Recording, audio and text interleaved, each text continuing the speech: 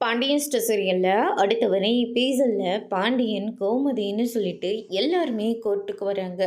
கோமதியை பார்த்த பாண்டியன் இருந்துட்டு, என்னாச்சு, ஏன் நீ ஒரு மாதிரியும் இருக்கு, ஏதாவது உடம்பு முடியாமல் போச்சா அப்படின்னு சொல்லிட்டு கேட்கவும், அவங்களுக்கு ட்ரிப்ஸ் எல்லாம் ஏற்றிருக்கோம் சார், அவங்கள கொஞ்சம் சேஃபாக பார்த்துக்கோங்க, அவங்களால சரியாக நிற்கக்கூட முடியாது அப்படின்ற மாதிரி சொல்லிடுறாங்க.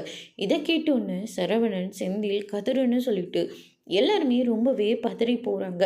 அதுக்கடுத்து தான் வந்து பார்த்திங்கன்னா, இந்த பக்கம் முத்துவேலு, சக்திவேல் வீட்டில் இருக்கிற ஆனால் எல்லாருமே கோர்ட்டுக்கு வந்துடுறாங்க. பாக்கியம் நம்ம மயிலை சமாதானம் பண்ணி ஒரு வழியாக கோர்ட்டுக்கு கூட்டிகிட்டு வந்துடுறாங்க. நீ சொல்கிற வார்த்தை தான் எங்களை திரும்ப வீட்டுக்கு போக வைக்குமா, இல்லை ஜெயிலில் தூக்கி போடுவாங்களான்னு கூட எனக்கு தெரியாது.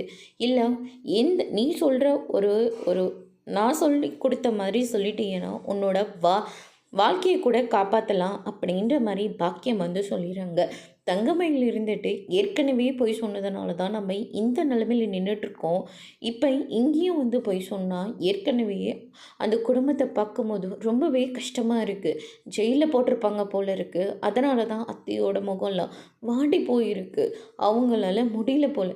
நம்ம இதுக்காக பொய் சொல்லி இவங்களோட லைஃப்பை ஸ்பாயில் பண்ணோம் அப்படின்னு சொல்லிட்டு தங்கமயில் இருந்துட்டு வேறு வழி இல்லை, நம்ம வாழ்க்கையை காப்பாற்றிக்கணும்னா நம்ம பொய் சொல்லி தான் ஆகணும்னு சொல்லிட்டு பாக்கியம் வந்து சொல்லி கொடுக்குறதுனால தங்கமயில் இருந்துட்டு பாக்கியம் என்னெல்லாம் சொல்லி கொடுத்தாங்களோ அதுக்கு எல்லாத்துக்கும் ஆமான்னு மட்டும்தான் சொல்லிடுறாங்க.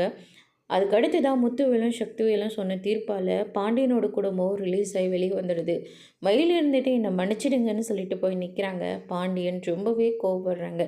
அதோட பிரம்ம முடிச்சிருக்காங்க.